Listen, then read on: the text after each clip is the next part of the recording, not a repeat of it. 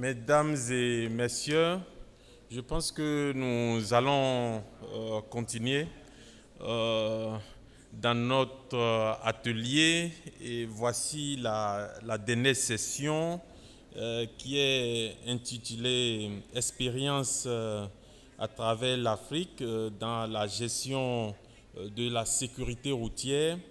Je pense que tout au long de la journée, nous avons discuté de l'importance de la digitalisation pour la sécurité routière et nous avons parcouru des expériences très intéressantes et à présent, il se fait que nous, aux Nations Unies, nous insistons énormément sur le fait que la gestion de la sécurité routière constitue donc des fondamentaux pour une bonne gestion, pour la mise en œuvre même de la digitalisation et d'autres actions en matière de sécurité routière afin d'atteindre rapidement l'objectif de réduire de moitié les morts sur les routes par accident et également leur dangerosité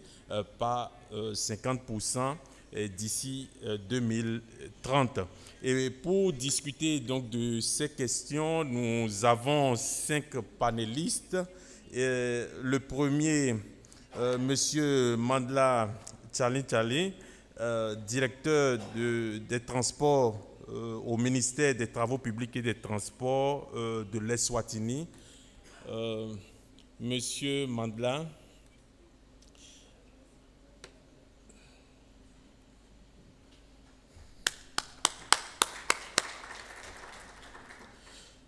En deuxième position, nous avons un panéliste du Bénin, Monsieur Aubin Adoukonou, qui est le directeur général du Centre national de sécurité routière. Monsieur Adoukonou, s'il vous plaît. Pouvons-nous accueillir Monsieur Adoukonou? Alors, du Maroc encore, nous avons Madame Loubna Mazouzi, qui est chef de département au ministère des Transports et de la Logistique. Bienvenue, Madame. Du Mali, nous avons Monsieur Baboy Dia, qui est le directeur général des transports.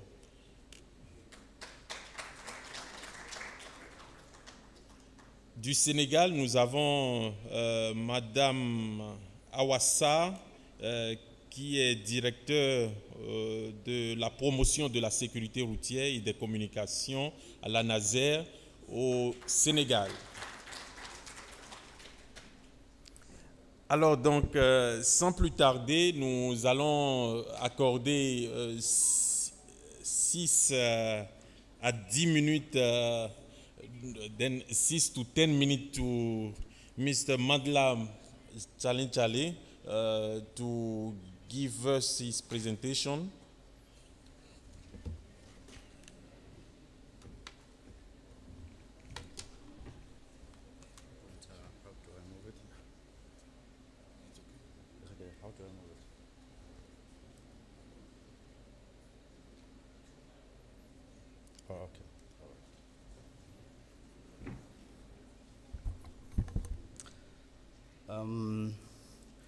Greetings from the Kingdom of Eswatini to our host, the Kingdom of Morocco, to the excellencies from the different countries and their delegations, all protocol observed. Allow me to also recognize that the UN Special Envoy was here on road safety. We appreciate his presence as well. Moderator, you shall have a nice job with me because I intend to stick to the timelines you've given us. I will highlight for you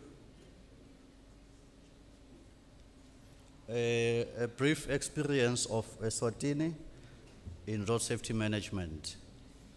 I will look at our legislative framework and then the state of road traffic crashes, and also recount our defining moment and how we responded to that, and then that should be all.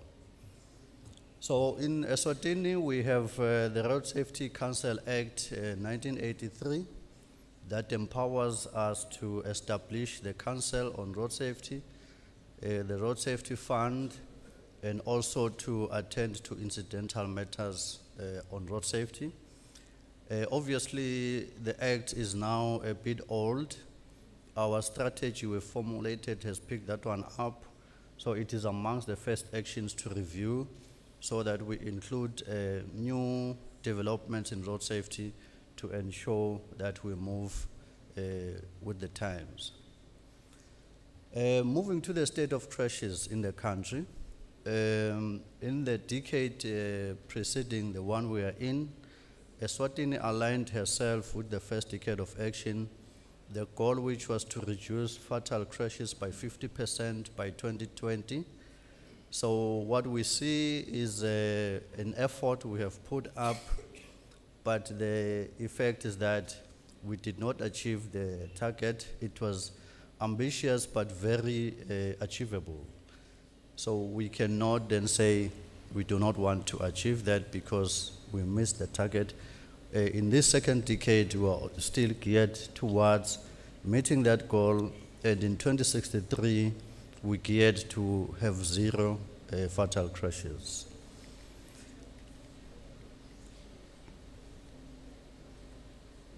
And then when we look at serious injuries, because the target also speaks to serious injuries, because these are the people who eventually become disabled and are unable to live as they were prior to the crash.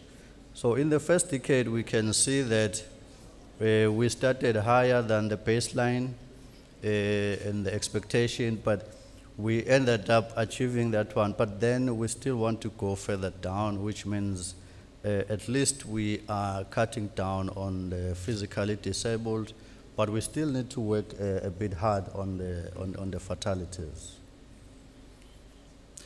The defining moment in Eswatini was 2014, when we experienced a crash which we had never seen before. A truck ferrying coal smashed into a series of stationary vehicles which had stopped because they were salvaging a truck that had earlier on crashed. So in road safety, we know that after the first accident, if you don't secure it well, there's another one that is likely to happen. So this one was of high magnitude, and then it was a turning point in our country because we had not seen such an accident where a series of cars caught fire and the damage was quite huge. Our response to that was a commission of inquiry put up by our Prime Minister of the day, who put up a 4-member commission to say, let us investigate what caused this because we don't know, we've never seen such. And then they put up a report which we call the Malagwane report, which had recommendations that have propelled us to where we are now. Going further, we took serious steps to ratify the Africa Road Safety Charter. We were amongst the first few countries to do so, I think after Namibia. We engaged in a lot of consultations with stakeholders in our houses of parliament, leading to the ratification on 14 November in terms of our constitution, which defines how we undertake a ratification of international agreements. And then we deposited the ratification instrument in December 2020 to the AUC in terms of Article 27 of the Charter.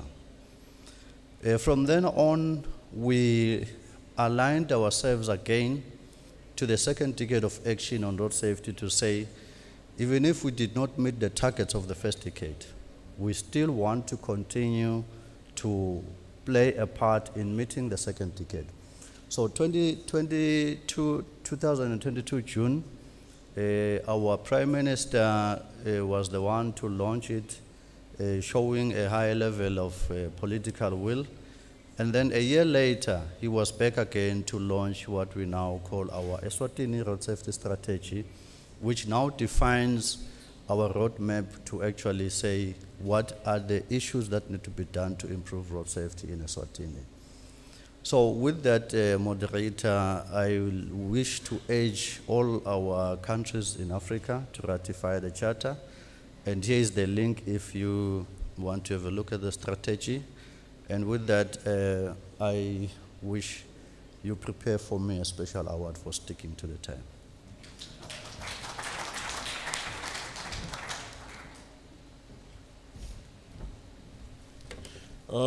Merci, Monsieur Tchane Tchane.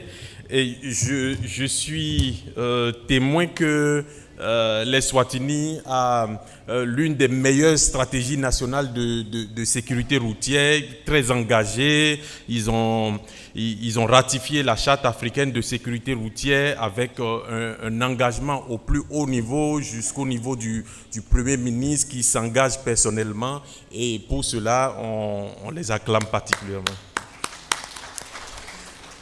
Nous allons avancer pour écouter à présent l'expérience du Bénin.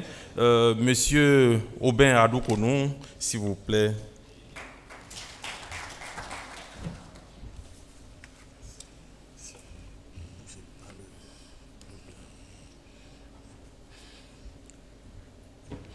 Je voudrais remercier l'assistance pour dire que l'honneur m'échoit de présenter l'expérience du Bénin sur la gouvernance de la sécurité routière. Nous savions très bien que le Bénin est un petit pays et avec une population d'environ 12 000 habitants. Le Bénin a un environnement routier caractérisé par un certain nombre de facteurs qu'il est important de rappeler. Sur l'exercice, nous allons d'abord dire que la gouvernance de la sécurité routière au Bénin est impactée par une volonté politique forte. Nous avions un système spécial de financement que nous avions pérennisé.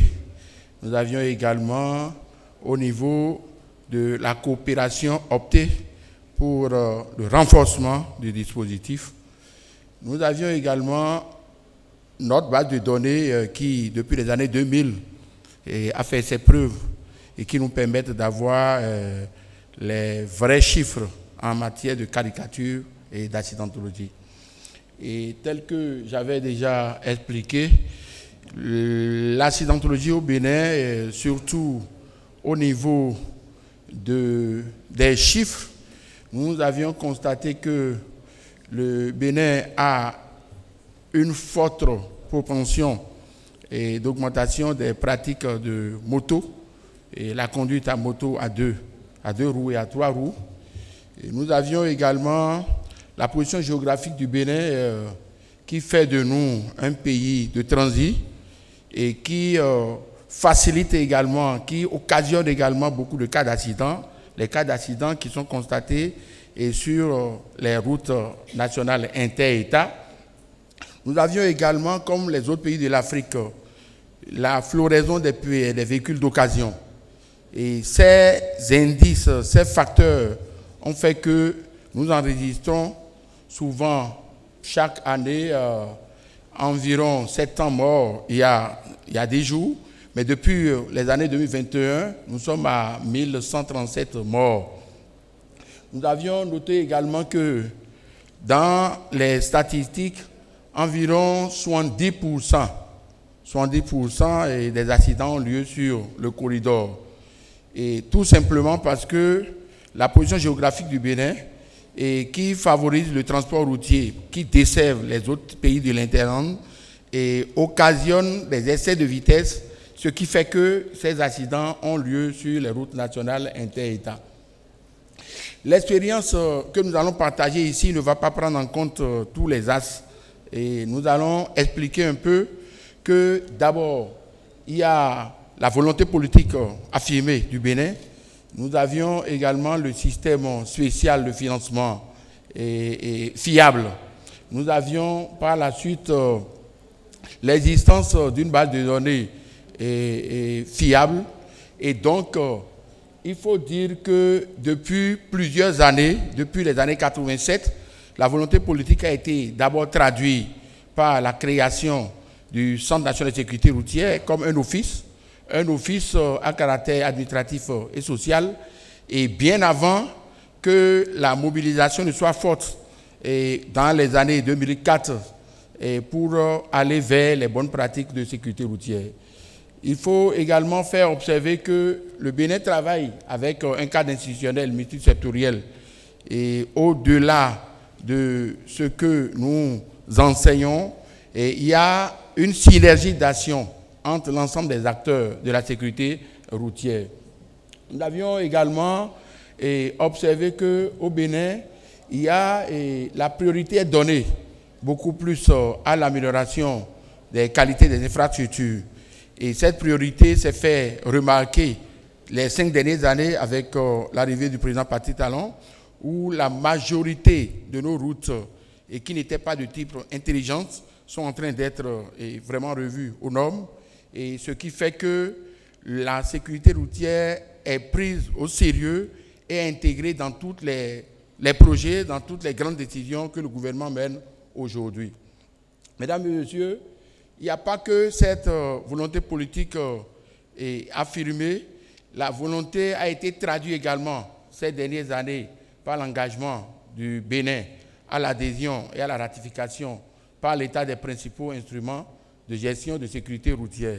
C'est le moment d'inviter l'ensemble des pays qui n'ont pas encore ratifié à la Charte africaine pour la sécurité routière de le faire. Nous avions les autres instruments que sont les documents de politique. Et donc, contrairement à beaucoup d'autres pays, l'affirmation du Bénin s'est fait constater ces 5 dernières années.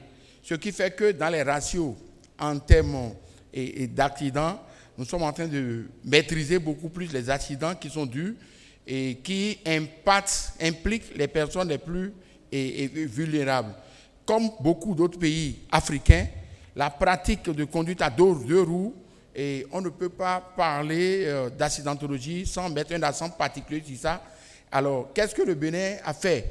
Parce qu'au-delà de la mobilisation à aller vers les transports publics collectifs, nous avions compris qu'il fallait trouver des solutions parce que la réalité, elle est là. La réalité, c'est que la majorité de la population préfère aller vers les conduites à 2 roues. Donc, nous renforçons souvent la sensibilisation. Nous essayons de travailler avec la police républicaine pour que le port de casque soit une réalité.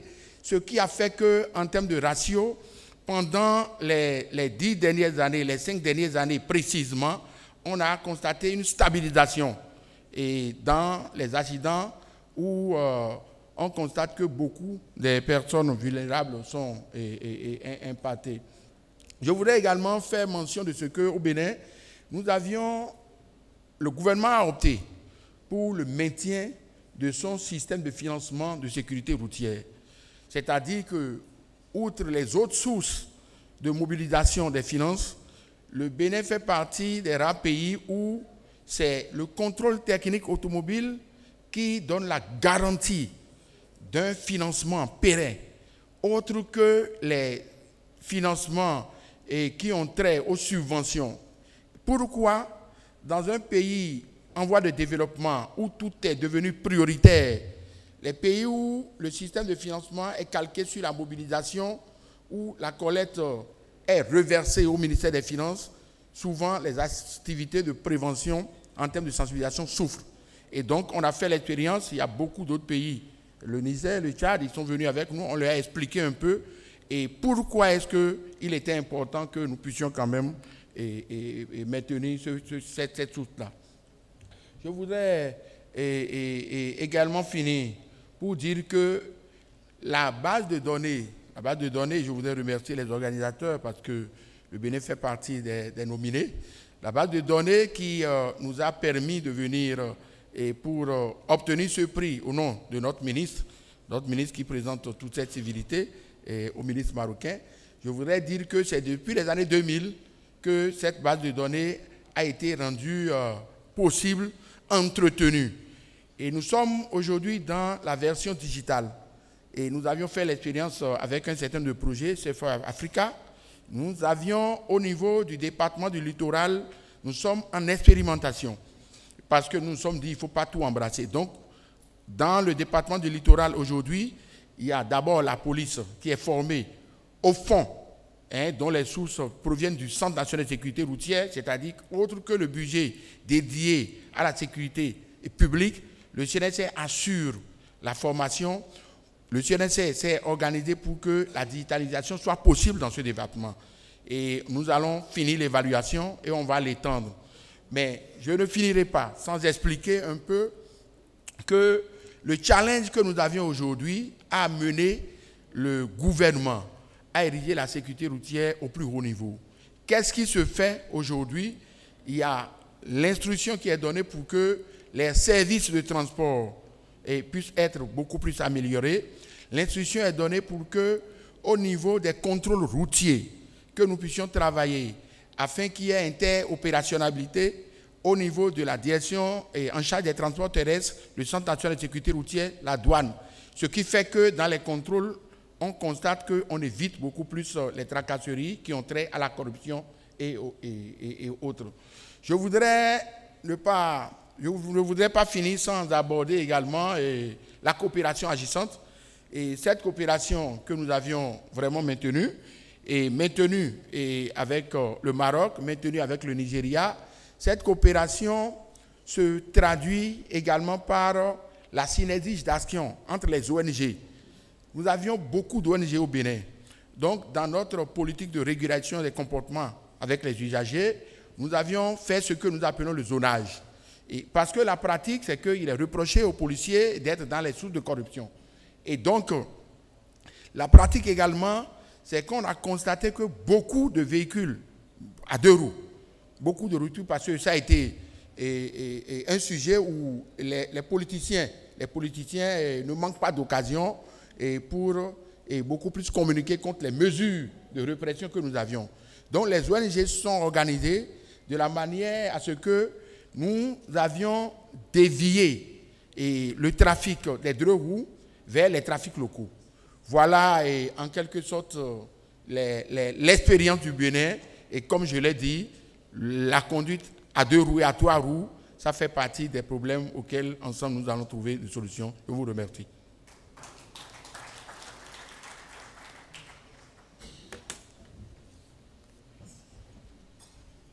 Merci, Monsieur Adoukono. On a pu remarquer que le Bénin a eu beaucoup d'avancées en matière de gestion de la sécurité routière, ratification de la Charte africaine de sécurité routière, financement pérenne de la sécurité routière et bien d'autres actions. Tout à l'heure, nous allons passer aux questions pour que le public, les collègues puissent certainement vous demander pourquoi, malgré toutes ces mesures, il y a encore un accroissement des accidents de la circulation ces dernières années-ci. Nous allons avancer pour accueillir Madame Lubna Mazouzi. Et je suis certain que Madame Mazouzi va battre le record. Elle ne fera que 6 minutes, j'en suis certain. Merci.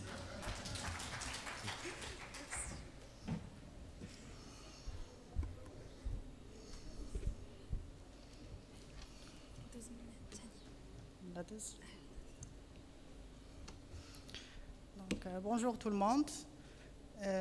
Honorable assistance, j'ai le plaisir de partager avec vous aujourd'hui l'expérience du Maroc en matière de gouvernance de la sécurité routière. Donc, mon intervention s'articulera autour de 3 points essentiels. Dans la première, je vais présenter la problématique de la sécurité routière au Maroc et la naissance de la première stratégie nationale de la sécurité routière. Puis, on va présenter la deuxième stratégie nationale de la sécurité routière pour la période 2017-2026. Et enfin, on va présenter le système de gouvernance de la sécurité routière au Maroc. Donc, pour ce qui concerne le premier point, avant 2003 et malgré les actions unilatérales entreprises par l'ensemble des intervenants en matière de sécurité routière, le nombre de tués n'a cessé de grimper entre la période 1996 jusqu'à 2003, enregistrant une augmentation continue de 3%, de 5% annuellement. Donc, en 2003, le gouvernement marocain a décidé de contrecarrer ce phénomène et de mettre en place sa première stratégie de sécurité routière, et ce, en étroite collaboration avec l'agence suédoise de la sécurité routière. Donc, cette première stratégie a été élaborée pour la période 2004-2013, donc pour une période de 10 ans, et elle a défini 13 axes stratégiques qu'il faudrait travailler là-dessus pour améliorer la situation de la sécurité routière au Maroc.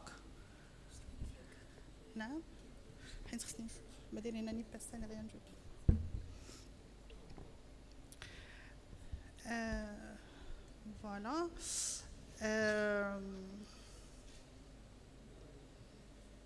Donc, on a défini, la première stratégie a défini 13 axes stratégiques qui présentaient les actions phares à mettre en place pour améliorer les indicateurs de la sécurité routière. Pour la mise en œuvre de cette stratégie a été effectuée à travers l'adoption des PSIU, c'est les plans stratégiques intégrés d'urgence, qui étaient des plans stratégiques triennaux et qui ont adopté ou bien gardé uniquement les 7 axes qui présentaient ou bien qui donnaient un grand impact sur les indicateurs de la sécurité routière. Donc, le premier axe, c'était la coordination et la gestion de la sécurité routière à haut niveau. Donc, en effet, cet axe était très important parce que, comme j'ai dit tout à l'heure, avant, tout le monde faisait de la sécurité routière, mais de façon unilatérale. Donc, à partir de 2003, tout le monde s'est mis autour de la même table, on a partagé les mêmes visions, les mêmes objectifs, et on a commencé à travailler tous ensemble pour justement améliorer la situation de nos indicateurs. Le deuxième axe, c'était la législation. Toute réforme passe par l'amélioration de la réglementation, notamment justement pour accompagner la troisième action qui est le contrôle et sanctions. Donc, le code de la route qui est mis en place à partir de l'année 2010 a apporté une réforme considérable, surtout sur la manière de faire les contrôles et les sanctions.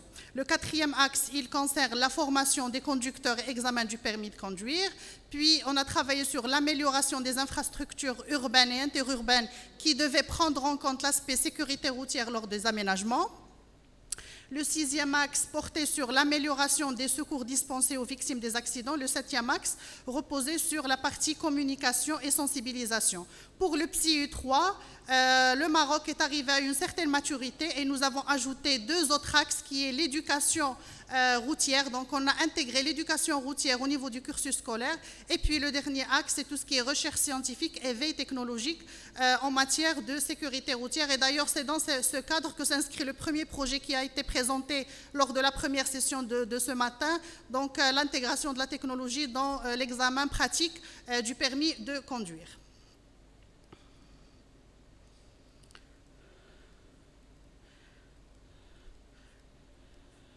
Donc voilà, le premier PSIU, il était mis en place pour la période 2004-2006. Donc le premier objectif était tout d'abord de stabiliser le nombre de tués et des blessés graves. Le deuxième PSIU a été mis en place pour la période 2008-2010. Dans cette période, l'objectif était d'instaurer la tendance continue à la baisse des indicateurs de la sécurité routière. En mars 2010, donc, comme vous le savez, les Nations Unies ont proclamé la décennie 2011-2020 une décennie d'action pour la sécurité routière, dont l'objectif était de stabiliser toujours puis réduire le nombre de tués au niveau du monde entier. En 1er octobre 2010, c'était l'entrée en vigueur du Code de la route. 2011, on a commencé la mise en œuvre des dispositions du Code de la route qui a justement apporté une panoplie de technologies et des technologies de l'information. Et donc, justement, ça a pris un petit peu de temps pour mettre en place toutes les dispositions réglementaires du Code de la route. Pour Le troisième PSIU, donc, il a été mis en œuvre pour la période 2011-2013. À partir de l'année 2017, nous avons adopté la deuxième stratégie de la sécurité routière et en 2020, donc on a basculé vers un nouveau mode de gouvernance, celui de la mise en place de l'Agence nationale de la sécurité routière, la NARSA. Donc l'impact de la mise en œuvre de la première stratégie de la sécurité routière, donc comme vous pouvez l'apprécier, si on n'a rien fait à partir de l'année 2003, normalement la tendance continuait à augmenter de façon continue, mais grâce à la stratégie, on a pu quand même épargner plus de 2500 vies humaines. Pour ce qui concerne la deuxième stratégie de la sécurité routière, elle s'est inspirée du plan mondial de la sécurité routière. Donc, on a essayé d'épouser la même approche proposée dans le cadre du plan mondial de la sécurité routière. Et on a défini comme objectif la réduction du nombre de tués de moins 50% à l'horizon de l'année 2026, en définissant toujours un objectif intermédiaire, celui de réduire de 25% le nombre de tués à l'horizon 2021. Voilà, donc la stratégie a défini 5 enjeux stratégiques qui présentent des gisements, voilà, des gisements en matière de sécurité routière. Donc là, là où il faudrait concentrer les efforts pour avoir un meilleur résultat. Donc le premier enjeu stratégique, c'était les piétons. Déjà, ils représentaient presque le 1/3 du nombre de tués. Les 2 et 3 roues qui représentaient 24% de l'ensemble de tués. Les véhicules impliquant un seul véhicule qui représentait 16% des tués, les enfants moins de 14 ans avec 10% de l'ensemble des tués, et finalement le transport professionnel, malgré le fait qu'il ne présente que 8% de l'ensemble des tués, mais vu que généralement les accidents impliquant un transport professionnel, elles sont généralement spectaculaires et enregistrent un grand nombre de tués. Donc il fallait le prendre en considération en tant qu'enjeu stratégique. Donc, en résumé, la deuxième stratégie s'articule sur 5 enjeux stratégiques et elle se base sur 5 piliers stratégiques. Donc, le premier pilier, c'est la gestion de la sécurité routière. Le deuxième, c'est les routes plus sûres. Le troisième, le comportement plus sûr des usagers. Puis, les véhicules plus sûrs. Et finalement, réponse après accident post-crash. Pour ce qui concerne le système de gouvernance de la sécurité routière, donc déjà les composants de la gouvernance, il y en a 3. Donc il y a le volet stratégique, c'est les instruments de gouvernance de la sécurité routière. Il y a le volet base de données, donc il n'y a aucune stratégie qui peut être définie, suivie, évaluée sans avoir un observatoire et une base de données qui est fiable, et puis le volet opérationnel qui suit justement la mise en place de tous les dispositifs définis dans le cadre de la stratégie. Donc, pour ce qui concerne le premier point qui est le volet stratégique, donc au Maroc, il y avait l'institutionnalisation des comités de haute instance en matière de sécurité routière qui sont édictés par loi, donc c'est un décret d'application.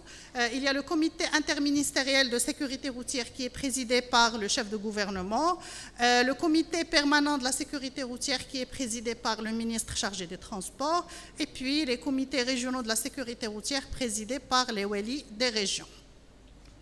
Donc le CISR, généralement, dans ses attributions, c'est tout ce qui est validation, élaboration des stratégies et assurer leur évaluation. Le CPSR, c'est un comité qui prépare les projets de stratégie, les projets de plan d'action à émettre au CISR pour validation, et les CSR, c'est la mise en place ou bien la déclinaison de la stratégie adoptée au niveau national, au niveau régional, tout en prenant en considération la spécificité de chaque région. Pour ce qui concerne le deuxième point, donc la base de données, pour le cas du Maroc, heureusement, nous disposons d'une base de données qui est riche. Elle est alimentée mensuellement de l'ensemble des données, c'est-à-dire recueillies par les corps de contrôle qui interviennent au niveau lors de la survenue des accidents, et où où on traite l'ensemble des données relatives à l'accident, que ce soit le véhicule ou bien les accidentés. Donc, après avoir eu cette base de données, nous sommes en train d'élaborer un observatoire de la sécurité routière, donc qui est toujours en perspective de mise en place. Et d'ailleurs, au niveau de l'ANARSAL, il y a tout un département qui s'appelle Observatoire de sécurité routière et qui est en charge justement de définir cet observatoire et de l'alimenter. Et puis, l'amélioration de la qualité des données en assurant l'interopérabilité entre l'ensemble des systèmes d'information qui existent au niveau, ou bien qui sont gérés au niveau de tous les intervenants en matière de sécurité routière.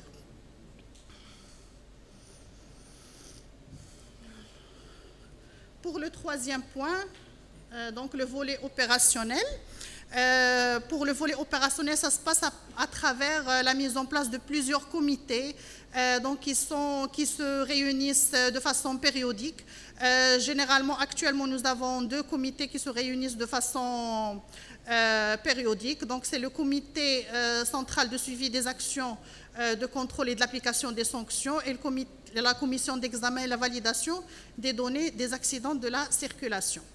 Donc, voilà, pour le premier, il a la vocation justement de suivre les actions de contrôle et de sanctions qui est un levier important de la stratégie et qui a vraiment un impact immédiat sur les indicateurs de la sécurité routière. Donc, au Maroc, nous avons 3 corps de contrôle. Il y a la gendarmerie royale qui opère en hors agglomération, la Sûreté nationale qui opère en agglomération et les contrôleurs relevant du ministère du Transport et de la Logistique qui sont spécialisés dans le contrôle du transport routier professionnel. Donc, dans le cadre de ce comité, nous élaborerons de façon triennale un plan national de contrôle routier qui présente un cadre de travail qui assure plus de synergie et de complémentarité entre les interventions de tous les corps de contrôle. Voilà, donc le travail de ce comité, il passe par 3 étapes. Il y a la partie stratégique, la partie analyse de données et puis la partie opérationnelle. Donc le stratégique, on prend bien sûr en considération toutes les directives qui sont édictées au niveau de la stratégie. Puis on passe à la partie analyse de données, analyse de l'accidentologie, analyse de tout ce qui peut nous orienter dans l'élaboration des actions. Et puis on prend en considération la capacité de chaque corps de contrôle et bien évidemment les contraintes budgétaires. Donc, en fonction de tout ça, on élabore des objectifs qui sont assignés à chaque corps de contrôle avec, bien sûr, un plan de communication qui suit le travail du terrain. Le dernier. Donc, en conclusion, pour la Sûreté nationale et pour la gendarmerie, pour le ministère, nous définissons des priorités pour chaque corps de contrôle, justement pour assurer cette complémentarité d'intervention au niveau du terrain. Donc la Sûreté nationale, c'est généralement les règles de circulation qui présentent un vrai problème au niveau de la ville. La gendarmerie royale, elle est focalisée sur le contrôle de la vitesse. Et puis le ministère du Transport, ils sont focalisés sur tout ce qui est contrôle du temps de conduite et de repos et de la surcharge technique du transport professionnel. Et merci pour votre intervention. Merci Madame Mazouzi et désolé de vous avoir perturbé. Oui, le Maroc fait des choses très intéressantes et on a pu voir que le Maroc est à sa 2e génération quand même de stratégie de la sécurité routière. Et nous insistons sur le fait que les stratégies nationales de sécurité routière font partie des minima et des fondamentaux pour les actions de sécurité routière dans les pays. Et donc, de ce fait, elles sont incontournables. Madame, un petit détail, nous, on se promenait hier, mais on a remarqué qu'au niveau de tous les zébras, les voitures fonçaient sur nous, malgré que le vert s'allume pour les piétons. Bon, une question très pratique. Nous allons avancer et accueillir le Mali, Monsieur Baboye Dia, s'il vous plaît.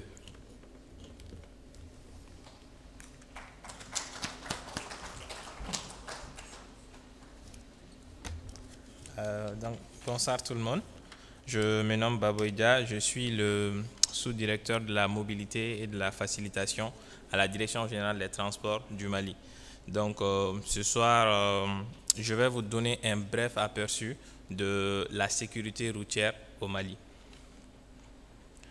Pour ce faire, nous allons partir avec le schéma suivant. Nous allons faire une introduction. Ensuite, je vais vous présenter la gestion institutionnelle, le cadre réglementaire et ensuite, je vais vous présenter la stratégie nationale de la sécurité routière pour finir par une conclusion.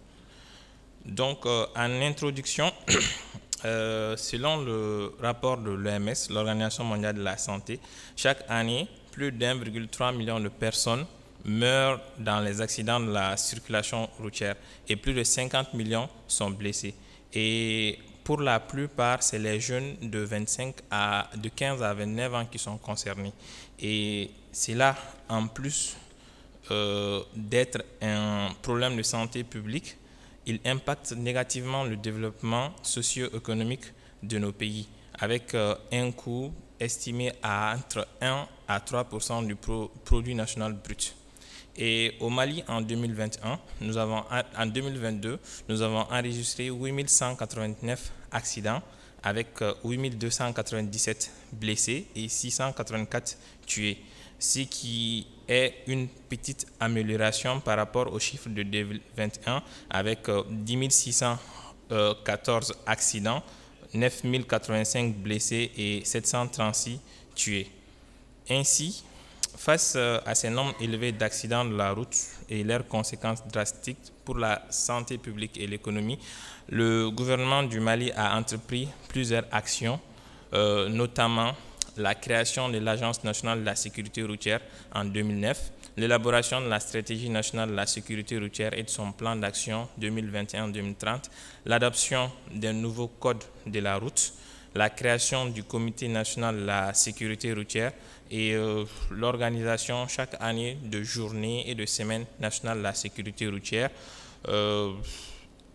Et il y a eu également l'adoption d'un plan multisectoriel de lutte contre l'insécurité routière.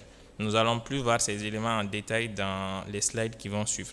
Maintenant, par rapport à la gestion institutionnelle, il faut savoir que lorsqu'on parle de sécurité routière, il y a plusieurs départements ministériels qui sont concernés, notamment ceux en charge du transport routier, de la construction des infrastructures, des informations de communication, de l'industrie et de l'éducation. Donc, ce qui pose un réel problème de coordination. Cela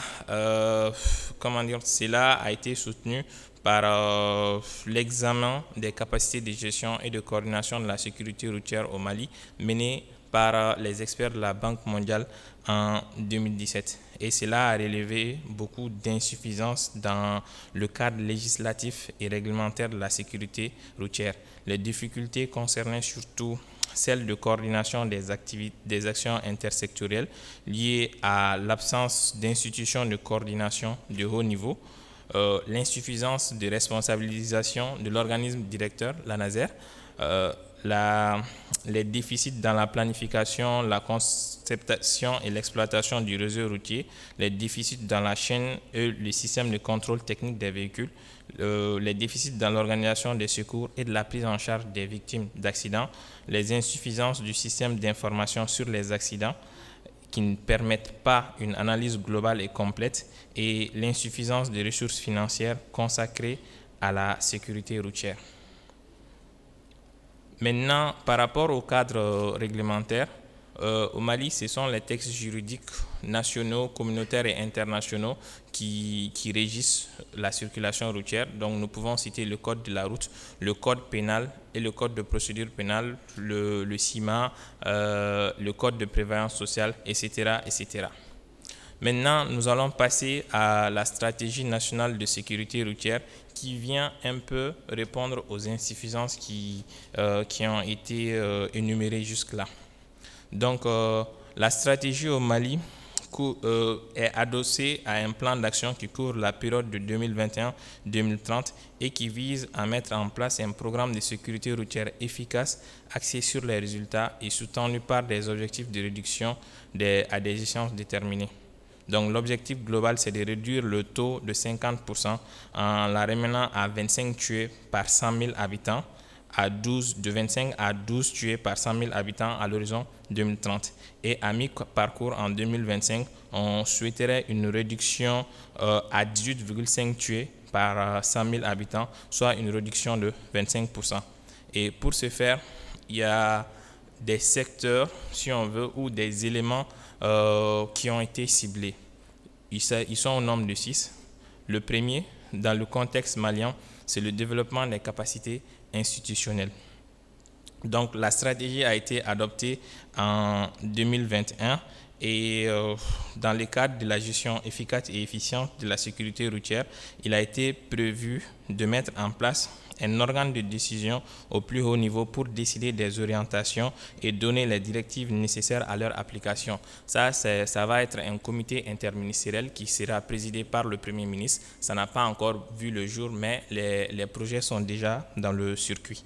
Il y a ensuite la redynamisation du Comité national de sécurité routière. Nous disposons d'un Comité national de sécurité routière depuis 1996, mais ce n'est qu'en 2022 que ça a été redynamisé et ça comprend tous les services qui sont en charge de la gestion de la sécurité routière et c'est présidé par le ministre des Transports ou son représentant. Les missions de l'ANASER ont également été redéfinies. Le décret en cela et la loi sont même passés cette année en 2023, ce qui fait de l'Agence nationale de la sécurité routière l'organe directeur en charge de toutes les activités liées à la sécurité routière. Et il s'agira également de mettre en place une commission de suivi-évaluation pour évaluer annuellement l'exécution des actions programmées dans le plan d'action qui a été cité. Ensuite, le deuxième élément, c'est de jouer sur le comportement des usagers afin qu'ils soient plus sûrs. Donc, on dit que le changement de comportement, c'est un défi et un processus dont les résultats sont généralement lents à obtenir. Donc, c'est vraiment de chercher à donner les connaissances et compétences requises pour la conduite via la réforme du système de l'enseignement de la conduite et l'obtention du permis de conduire des 2 à 3 roues, des véhicules lourds et légers et d'éduquer et sensibiliser les différentes catégories d'usagers au risque en mettant un accent particulier sur les usagers vulnérables. Donc, par rapport à cela, déjà le nouveau code qui a été adopté en 2023 prend assez en considération ces aspects et il y a également eu en 2020 la transposition des directives numéro 15 et 14 de l'UEMOA par rapport à l'enseignement de la conduite automobile et au contrôle technique. Le troisième élément, c'est la réduction de la vitesse, donc des vitesses plus sûres. Donc, comme on le sait, le Mali met l'accent sur la promotion d'infrastructures en milieu urbain. Mais les mesures d'amélioration de ces infrastructures sont accompagnées de mesures complémentaires qui portent sur la vitesse, sur la réduction des vitesses. Donc, dans ce sens, la législation a également été changée pour réduire considérablement les vitesses et il y a été inséré des éléments qui permettent de faire ces suivis-là. Ensuite, l'autre élément, c'est la sécurité des piétons.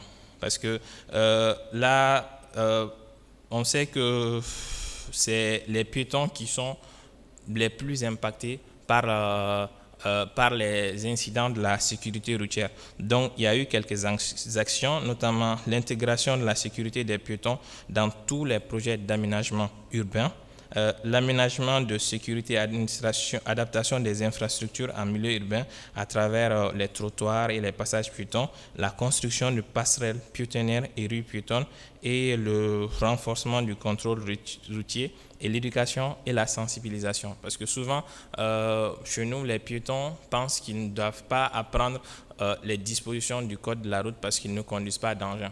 Donc, il y a eu beaucoup d'actions qui visent à changer ces mentalités-là. Ensuite, l'autre élément, c'est la sécurisation des 2 et 3 roues motorisées. Vous le savez, dans nos pays aujourd'hui, c'est le moyen de transport le plus répandu.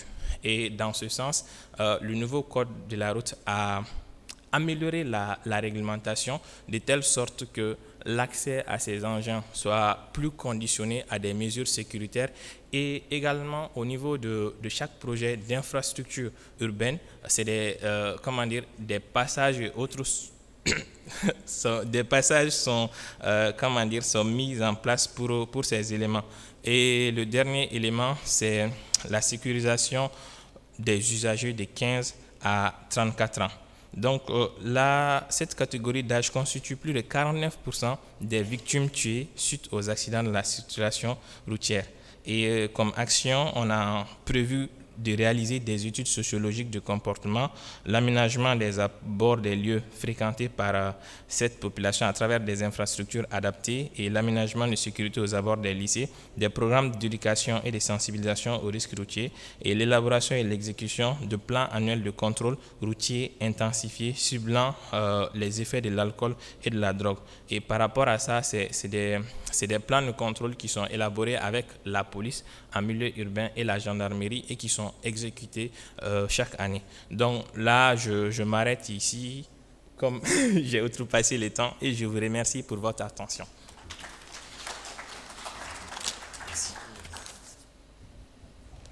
Merci, Monsieur Dia. Je suis heureux que l'ensemble des pays dont les représentants défilent dans cette session ont ratifié la Charte africaine de sécurité routière, mais dans le même temps, j'aurais aimé qu'il y ait des pays qui ne l'ont pas encore fait, et comme ça, toute l'assistance pourrait les charger un peu. Bon.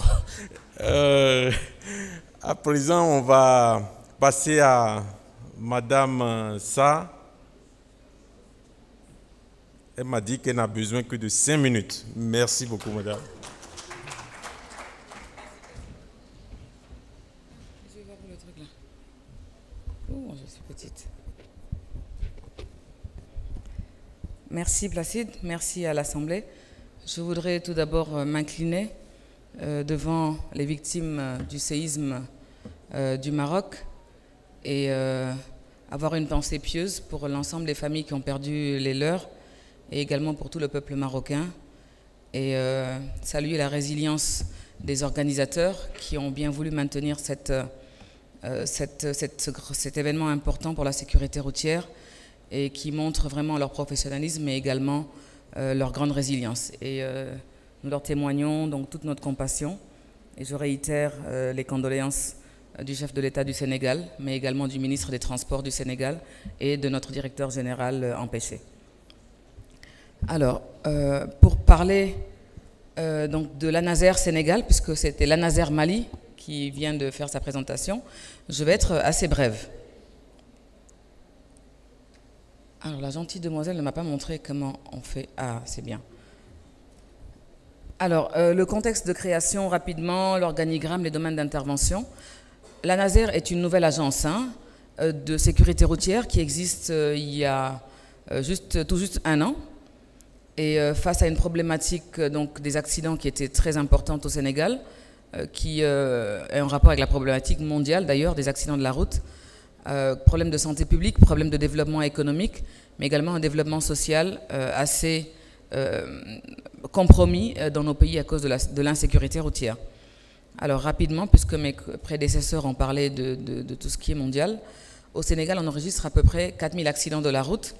En 2021, nous avons eu 745 décès, 2 décès par jour.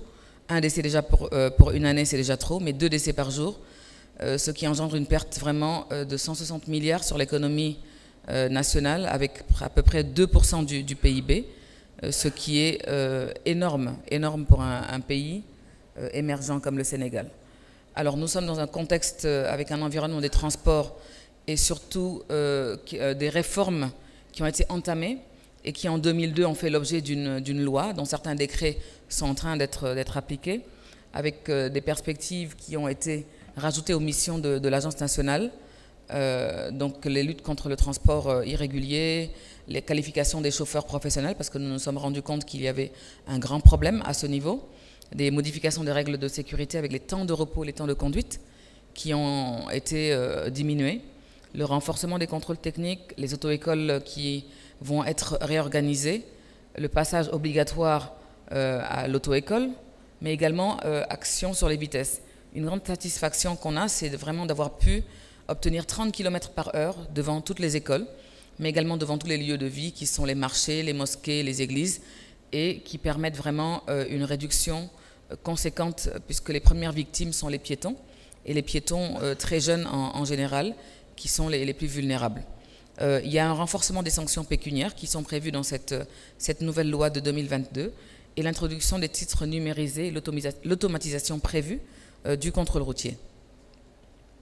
Alors, cette loi d'orientation dont je vous ai parlé, elle existe depuis 2020, en son article 7, et qui commençait à prévoir déjà l'Agence nationale de sécurité routière, qui existe effectivement par décret depuis 2021. Et sa création effective, sa mise en place date de 2022. Plus précisément, on a commencé les activités en février-mars 2022 avec le lancement au mois de mai. Donc, qui répondent aux différentes directives, régionales, également mondiales, et surtout le plan mondial sur lequel la plupart des pays qui sont ici aujourd'hui sont arrimés pour mettre en place leur sécurité routière. Quelle est notre mission pour la Naser Sénégal?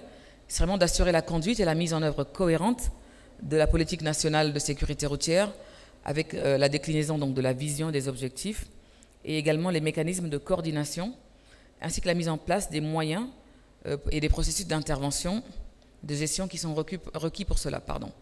Donc les missions, elles sont généralement celles que toutes les agences ici ont, qui sont de la mise en œuvre de la stratégie nationale, de la mise en œuvre de schémas harmonisés de gestion de sécurité routière, la coordination de tous les programmes et activités de sécurité routière, également assister les collectivités territoriales, ce qui est très important, dans la mesure où il faut des plans locaux de sécurité routière, mais également le suivi de la mise en œuvre de plans pluriannuels de sécurité routière et les programmes de gestion de données, puisque tout le monde en a parlé précédemment, les systèmes de gestion des données sont capitaux pour pouvoir savoir ce qui se passe et mesurer l'efficacité des mesures qui sont prises pour que les changements notables puissent être palpables.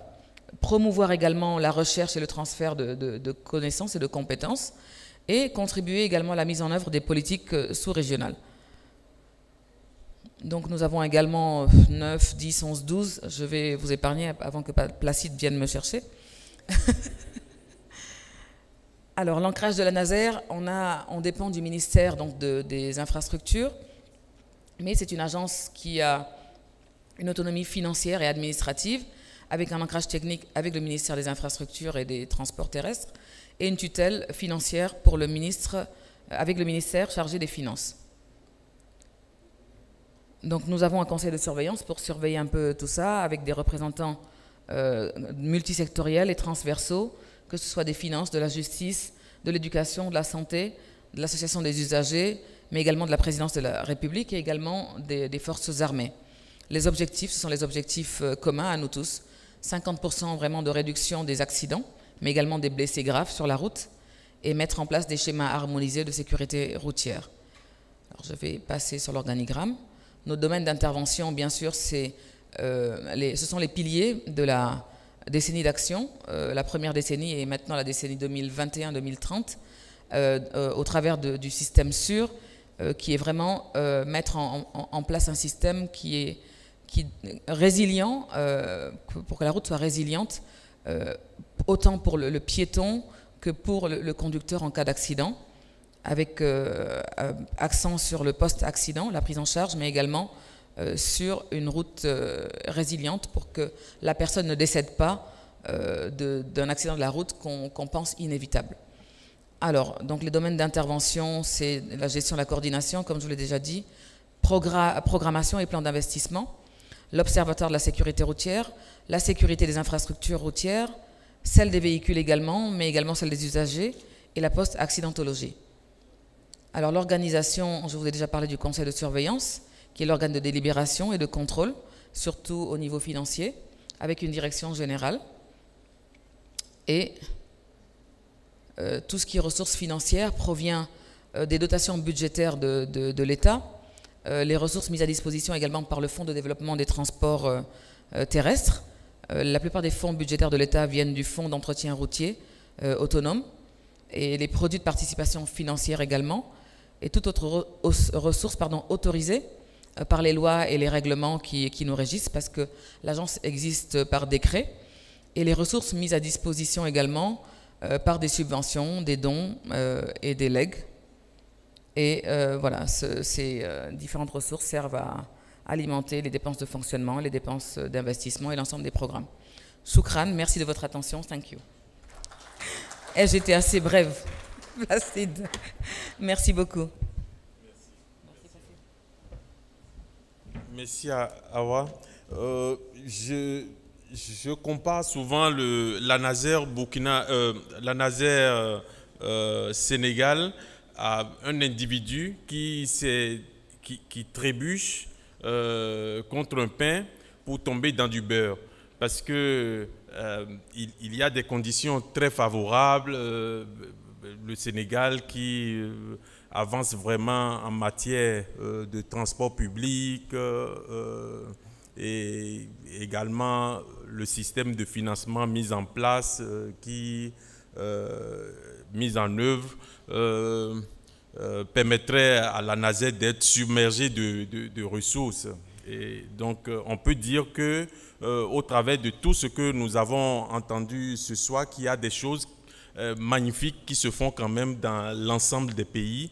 Et cela, on doit se féliciter de cela et avancer encore dans le bon sens. Mesdames et messieurs, voici le moment où nous devons poser des questions, d'éclaircissement ou alors apporter des clarifications si nous en avions quelques-unes. Oui, Moustapha. Thank you. Thank you, Placide, and thank you also for our panelists. Well, I have one comment. We know that many countries have road safety lead agencies in Africa, while others do not have. Despite that, road safety performance remains a big question, a big issue in Africa. From point of view, for example, from management or from effective interventions. To understand that, I refer to a study that was funded and conducted by JRSF, World Bank, SSATP, WHO, and AFDP in 2020, published in 2022, and led by my colleague Winnie, Small Martin, and myself. And I would like just to highlight one important point in this study. Well, the point is that the country strategies are somehow well aligned with the global and continental frameworks. But the delivery of road safety activities, let's say effective road safety activities, that will have, of course, a direct impact on the results and targets, are not satisfactory. So this is the question why in Africa, while we have lead agencies, we have some management system, we have activity, let's say, but we don't see like effective results. So many factors were highlighted in that study, such as, for example, coordination, national, local levels, old legislation, for example, low or weak monitoring and evaluation, also lack of research and development and knowledge share. So I invite you to learn from this study, to learn about the context in Africa, and to try to solve some problems just to improve like the delivery of results. So the question here, and also learning from these like presentations we just like heard about. For example, like for Morocco, for example, what are the key elements that make, for example, Morocco successful in some area, while it is not the situation, for example, in Mali or, for example, in Benin. So that's the real question that we would like to understand and to share like among our colleagues. Thank you. Thank you, Mustafa. You have another. Okay. Georges. Merci. Moi, je pense que ma question va surtout pour l'expérience marocaine en matière de gestion de la vitesse. Je pense que dans les années 2018, le Maroc utilisait beaucoup de radars pédagogiques. Je pense que j'ai eu la chance de faire le tour parfois de la ville de Rabat. Et aujourd'hui, de 2018 à 2023, je pense qu'il y a eu beaucoup de progrès en matière d'acquisition de radars. Et moi, ce qui m'intéresse, c'est qu'on nous ressorte un peu le résultat sur la gestion de la vitesse et par le fait des radars dans la ville.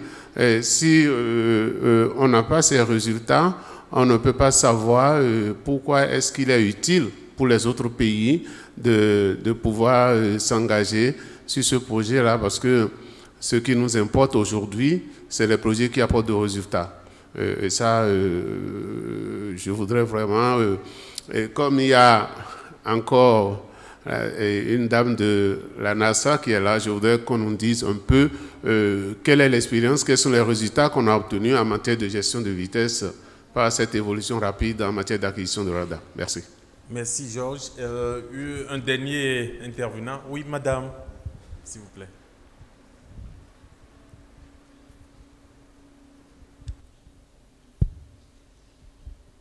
Oui, merci. Je voudrais savoir par rapport aux pays qui ont présenté leur expérience en matière de stratégie, ils ont, en tout cas, j'ai pas vu la présence de participation forte des ONG. J'aimerais savoir là-dessus vos remarques, surtout par exemple au Bénin. Ils ont j'ai compris une problématique par rapport aux deux roues et aux triporteurs. Ce qui est différent au Mali, c'est plutôt les piétons. Donc est-ce que, rien que pour savoir, est-ce que la participation des ONG et les fonctions des problèmes locaux, ou en général, c'est un travail qui est toujours enrichissant et qui aide la stratégie de sécurité routière. Et si vous pouvez nous orienter, comment vous les évaluez? Est-ce qu'il y a une méthodologie de leur évaluation pour recruter les meilleurs des ONG? Merci. Merci, madame. On va répondre aux questions. Je pense que les deux premières interventions se rejoignent quelque peu. Madame Mazouzi, quels ont été les résultats de tous ces investissements dans les radars et d'autres systèmes que vous avez mis en place?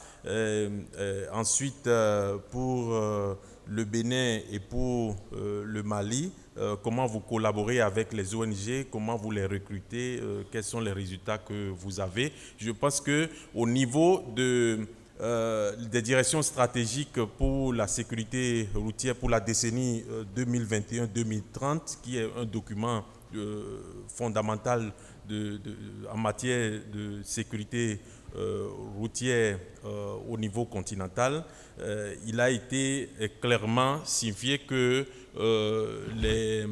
les pays devraient collaborer avec la société civile pour de meilleurs résultats, aussi bien les ONG que les institutions de recherche et autres. Madame Mazouzi, s'il vous plaît.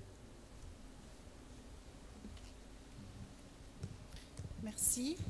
Donc, avant de répondre à la question relative à la gestion de la vitesse au Maroc, je vais faire un petit commentaire sur l'intervention de M. Mustafa, justement sur la question relative quels sont les axes sur lesquels le Maroc a travaillé pour pouvoir réussir et améliorer ces indicateurs de la sécurité routière. En fait, comme vous le savez tous, le dossier de la sécurité routière est un dossier qui est très complexe. Déjà, la question, elle est multidisciplinaire. Donc, c'est pour ça que la stratégie, elle est très importante dans la mesure où elle fait intervenir l'ensemble des partenaires en la matière. Donc la sécurité routière, ce n'est pas une question de contrôle à lui tout seul, ce n'est pas une question de secourisme, ce n'est pas une question du ministère du Transport, ce n'est pas une question de l'Intérieur, mais tout le monde justement doit trouver un terrain d'entente, un terrain dans lequel il y aura plus de synergie et de complémentarité entre l'ensemble des actions pour pouvoir trouver un plan d'action qui répond justement aux besoins de chaque pays. Déjà, les pays ne se ressemblent pas, les comportements ne se ressemblent pas, les cultures ne se ressemblent pas. Peut-être, je dirais, l'erreur qu'a commis les pays africains, c'est d'adopter l'objectif qui a été assigné par les Nations Unies, celui de réduire à 50% la sinistralité routière au niveau des pays africains. Peut-être nous n'avons pas encore les jalons ou bien les moyens nécessaires pour le faire. Peut-être on était trop ambitieux en définissant cet objectif. Peut-être qu'il faut travailler justement sur les mécanismes de financement pour pouvoir réaliser nos plans d'action. Donc voilà, pour le cas du Maroc, heureusement, on est précurseur en matière de sécurité routière. Nous avons commencé à traiter de dossiers en 2003, déjà 7 ans avant la proclamation de cette question au niveau des Nations Unies. Donc quand même, nous avons pu développer une expertise et un recul par rapport à cette question. Et d'ailleurs, j'ai montré l'écart entre les résultats de la première stratégie de la sécurité routière par laquelle nous avons épargné, comme j'ai dit, plus de 2500 vies humaines. Pour la deuxième question, qui est la gestion de la vitesse, donc justement la gestion de la vitesse, le Maroc a commencé le contrôle de la vitesse depuis l'année 2005, je pense. Donc, où nous avons installé les premiers radars fixes de contrôle de la vitesse. Avec le temps, avec le recul, nous avons pu investir dans les nouvelles technologies. Nous avons essayé c'est-à-dire d'améliorer le parc de radars. Donc actuellement, nous travaillons sur un projet, celui d'installer 552 radars sur tout le réseau marocain. On travaille en synergie avec les corps de contrôle, justement dans le cadre des plans nationaux de contrôle. Nous effectuons un contrôle automatisé de la vitesse, que ce soit par des radars fixes ou par des radars mobiles, parce que la présence de l'agent verbalisateur sur le terrain, elle est aussi importante. Donc certes, le contrôle automatisé par les radars fixes, l'envoi des notifications de paiement à la maison et tout, donc c'est un processus, mais le fait de verbaliser sur le terrain juste après le fait de commettre une infraction aussi a un très grand impact sur le comportement de l'usager. Et donc voilà, donc il y a tout un écosystème qui est mis en place justement pour pouvoir gérer au mieux cette question de la pratique de la vitesse sur les routes marocaines. Merci madame. Puisque le Bénin et le Maroc sont partenaires, je suis sûr qu'après cette séance, vous aurez à discuter encore beaucoup plus. Si vous était donné de dire un mot de la fin en une seule phrase, que diriez-vous, Monsieur Dia? Votre dernier mot. Une seule phrase. C'est le défi de la fin. Je pense que je me dois d'abord de répondre à la question de madame qui concerne le Mali et le Bénin par rapport à la collaboration avec les ONG. Donc, dans ce sens, d'un point d'abord, le Mali a fait faire une sorte de fédération de toutes les associations qui évoluent dans le secteur de la sécurité routière. Et pour les activités qui sont ciblées, on fait appel à cette association-là et ils sont même membres du Comité national de sécurité routière. Et pour d'autres associations qui ne se sont pas fait enregistrer au niveau de la fédération, en fonction des propositions qu'ils feront, leur bien fondé est évalué par l'agence et s'ils en voient la pertinence, ils font en sorte de financer cela. Et j'aimerais juste ajouter un commentaire par rapport au financement des agences de sécurité routière. Au-delà même du contrôle technique, au Mali, même pour la délivrance des permis de conduire et cartes et plaques d'immatriculation, il y a une redevance qui est réservée à la sécurité routière. Et également les produits des amendes issus de la circulation routière. Merci beaucoup, M. Dia. Monsieur Adoukonou, ce sera votre mot de fin également dans votre réponse. Je crois que vous aviez interpellé le Bénin par rapport au constat statistique de passage de 700 à 1000. Vous n'avez pas oublié. Alors, il faut dire qu'après la mise en place de la plateforme un peu à l'échelle de l'Observatoire, le Bénin est allé à la vérité des chiffres. Et c'est le lieu de demander à tous les pays, sans que nous ne communiquions pas les chiffres réels, nous allons parler stratégie, mais nous n'allons pas atteindre les objectifs. Et ça a été une recommandation forte du ministre des Infrastructures et des Transports, ce qui fait que vous aviez constaté qu'en 2021, les chiffres ont été affirmés. L'autre observation, c'est l'expérience des ONG. Il faut dire que dans ce domaine, il y a des volontaires. Il y a des volontaires des ONG où, sans financement et du CNSR, ils sont sur le terrain. Et à un moment donné, nous avions demandé qu'il y ait une étude et qui a conclu à la signature des conventions. Mais nous avions eu la présence d'esprit d'aller signer des conventions avec les villes à mobilité forte. Et ces conventions ont impliqué beaucoup plus l'association, le travail avec les ONG.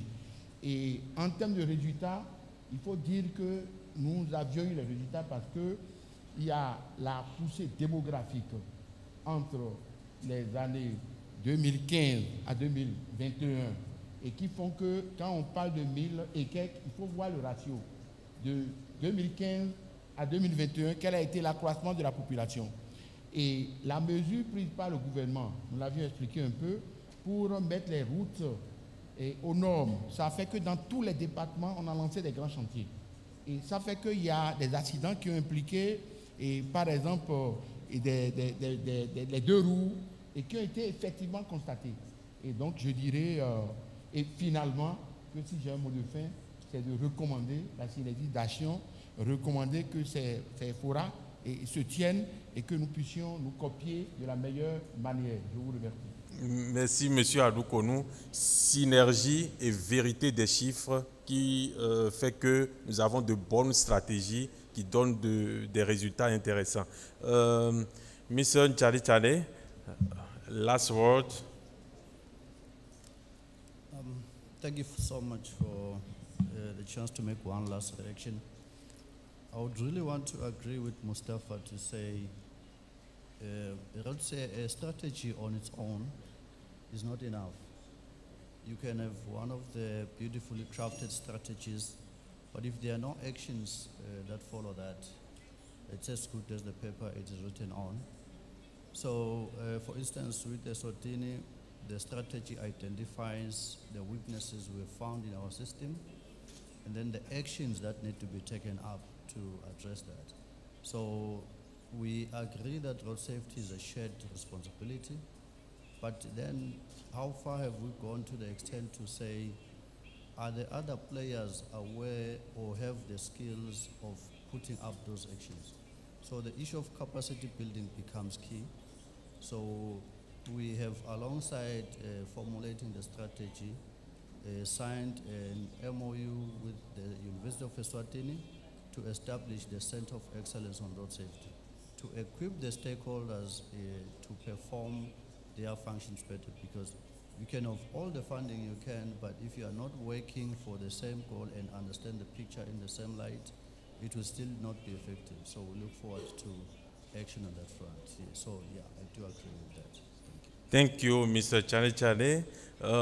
Yes, that Center of Excellence that ECA is also supporting, we think that research is a crucial element for road safety, and then I would say ECA is well engaged, and we will see. Mrs. Awasa, please. Last word.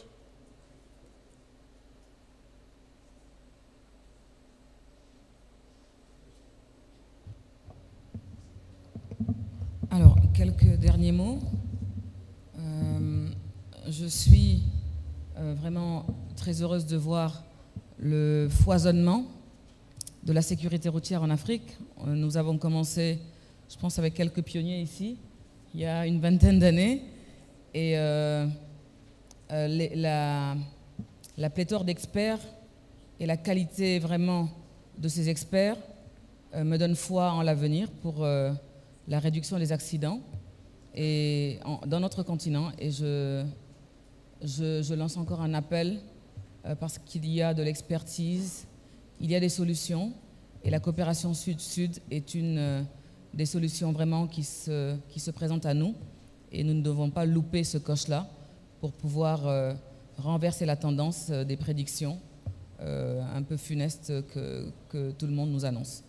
Et je pense qu'il faudra, main dans la main, l'ensemble des pays africains, pouvoir travailler pour renverser cette tendance.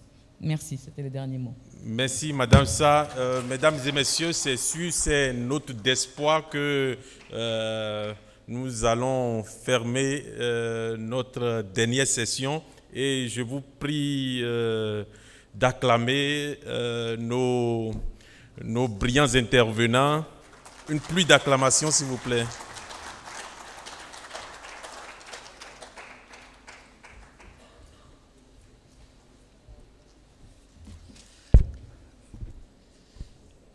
Bonjour tout le monde. Merci Placide d'avoir animé avec brio cette dernière session. Et à travers vous, je tiens à féliciter et à remercier tous les intervenants qui se sont succédés le long de la journée sur les différentes thématiques liées à la digitalisation. Il ressort un petit peu des différentes interventions, des différents experts, que les marges de manœuvre à travers la digitalisation, l'intégration des nouvelles technologies et l'intelligence artificielle, que les marges de manœuvre sont encore énormes. Donc je tiens à vous féliciter et à travers vous, et je suis sûr que dès votre retour, chacun va revenir avec de nouvelles idées et peut-être avec un package de projets à mettre en œuvre dans vos pays respectifs. On a parlé un petit peu de la qualité du rôle de la digitalisation, qui a un impact très positif et énorme sur la qualité de toutes les prestations liées à la mobilité ou bien liées aux différents secteurs qui sont concernés ou bien qui ont un lien avec la sécurité routière. La digitalisation permet également de faciliter la coordination entre les acteurs. Et d'ailleurs, la coordination au niveau du management stratégique de la sécurité routière, c'est parmi les fondamentaux qu'il faut vraiment réussir. La digitalisation et l'intégration des nouvelles technologies permettent aussi de gagner du temps. Et c'est ça ce qui est très important donc, pour atteindre les objectifs.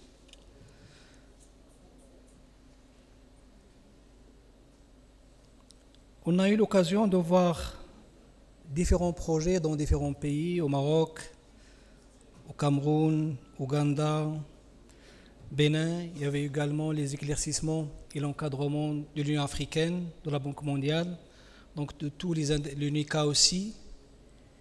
Et je suis sûr que ces projets, et compte tenu des similitudes que nous partageons au niveau du continent africain, sur le plan économique, sur le plan social, sur le plan culturel même, ce sont des gages de réussite avec des adaptations près, justement pour reprendre les mêmes projets et créer de la valeur ajoutée au niveau de la sécurité routière. Le deuxième volet par rapport au management institutionnel de la sécurité routière, donc on a vu un certain nombre d'expériences sur comment gérer de façon institutionnelle la sécurité routière à travers des stratégies, mais également à travers des instances de gouvernance de la sécurité routière. Ce que je tiens à relever, c'est que tout d'abord, le volet, la dimension data, données, c'est quelque chose de fondamental. Et je pense que nous tous les pays au niveau de l'Afrique, Donc on doit accorder une attention particulière à la qualité des données qui sont collectées. Et pas que. Tout d'abord, on doit se mettre d'accord et éclaircir un petit peu les concepts et définitions qui sont utilisés. Parce que parfois, moi personnellement, avec le recul, quand on voit un petit peu le nombre d'accidents qui sont avancés, ça pose c'est-à-dire un certain doute. Qu'est-ce qu'on entend? Est-ce que c'est les accidents corporels? Est-ce que c'est les accidents avec dégâts matériels? Est-ce que c'est uniquement les accidents mortels? Donc le volet concept et définition de chaque terme qui est utilisé au niveau de la data, c'est quelque chose vraiment de très important. Et on ne peut pas bâtir des stratégies si on n'a pas vraiment des données fiables. On dit que le faux implique n'importe quoi. Donc si on n'a pas des données de qualité, donc on ne peut pas estimer de manière précise, définir les objectifs de manière précise, définir les contraintes de manière précise et savoir où est-ce qu'on va. Donc ce volet, à mon avis, nous tous, y compris mon pays, c'est un chantier de réforme très très important sur lequel il faut se concentrer. Et d'ailleurs, malheureusement, on est très mal noté quand il s'agit du rapport mondial sur la situation de la sécurité routière entre les données déclarées et les données estimées par l'OMS. Un autre aspect au niveau du management institutionnel de la sécurité routière,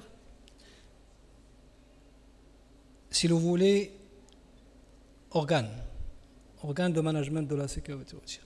On a vu plusieurs exemples d'agences, mais je pense que si on rentre dans le détail pour voir un petit peu qui sont les pouvoirs ou bien qui sont les missions qui sont assignées à chaque agence, on va trouver des différences énormes. Moi, je pense qu'au niveau du continent africain, on doit dépasser cette, je dirais pas cette, c'est pas une contrainte, mais cet objectif, le fait il faut avoir une agence. Mais il faut avoir une agence avec des missions et avec des moyens qui lui permettent, bien sûr, d'assumer vraiment ses missions.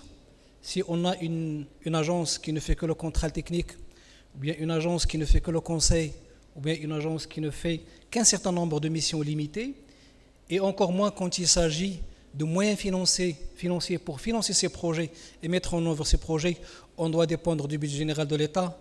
Avec ces temps d'austérité, moi je pense que si vous voulez à l'échec d'avance. Donc, ce n'est pas quelque chose vraiment de, comment dirais-je, je ne trouve pas le terme exact, c'est-à-dire pour dire qu'on a une agence, mais je pense qu'il faut, lorsqu'on fournit un effort pour mettre en place une agence, il faut que cette agence dispose et soit dotée de tous les moyens financiers et également sur le plan institutionnel. Maintenant, au niveau de l'approche stratégique, aussi c'est très important d'avoir une stratégie, sauf que cette stratégie doit être basée sur une approche scientifique.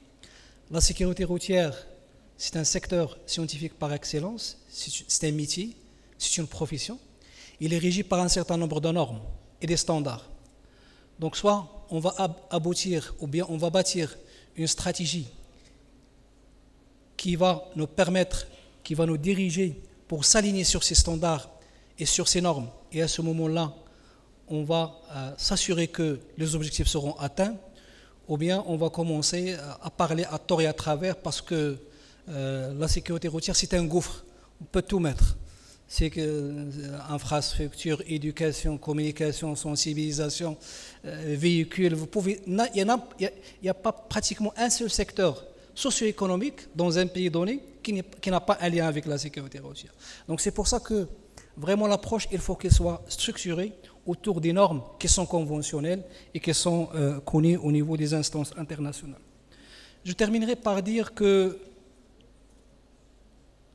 ce qui est très important quand on a une stratégie, et pour la réussir, il faut travailler sur le volet coordination et le niveau engagement des acteurs. Donc si on n'a pas l'engagement de l'ensemble des acteurs, les plans d'action qui vont découler de ces stratégies vont rester pratiquement du noir sur blanc. Donc c'est pour ça que le niveau d'engagement pratiquement de tous les acteurs, et quand je dis tous les acteurs, qu'ils soient institutionnels, professionnels ou société civile, il faut que ça soit assuré au niveau de ces stratégies, au niveau de ces plans d'action. L'autre élément, à mon avis, qui est très important, c'est la concertation, la coordination.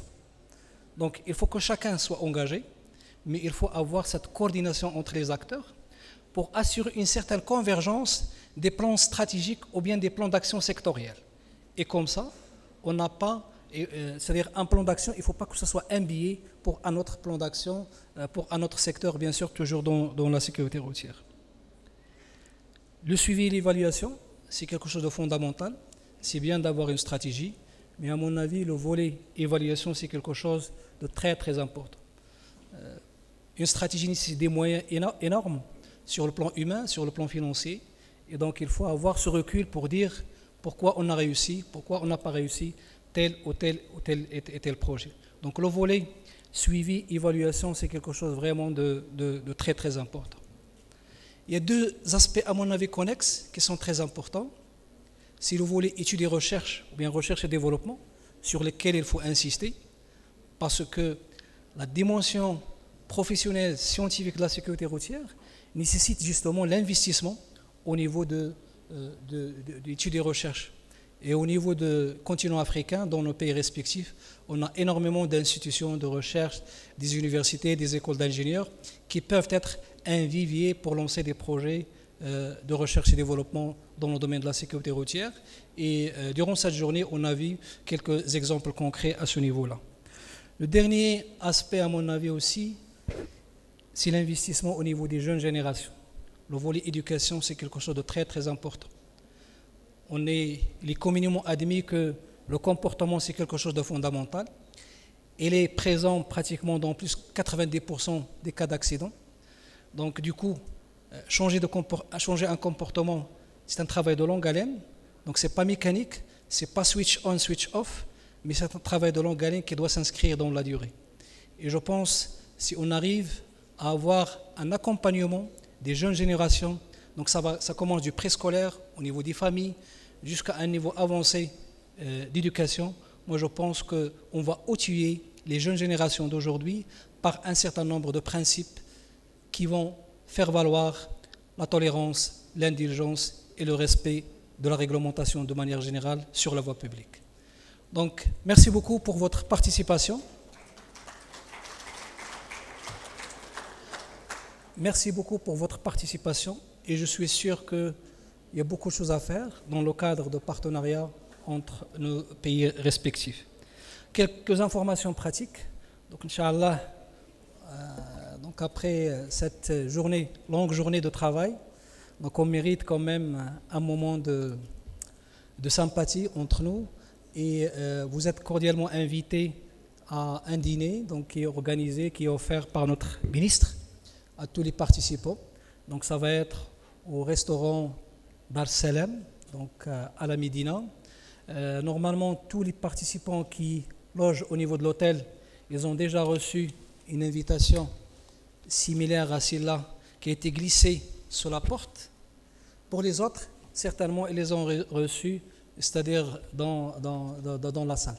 En tout cas, merci beaucoup et au plaisir de vous voir demain, Inch'Allah. Donc demain, on va reprendre avec l'Observatoire africain de la sécurité routière. C'était prévu une session à huis clos, mais après discussion avec les membres du comité de l'Observatoire, on a estimé que c'est important que la première session soit ouverte à tout le public. Et après, à partir de 11h, on va continuer avec une réunion huis clos du comité directeur de l'Observatoire. Donc, bonne soirée, bon appétit et à demain, Inch'Allah.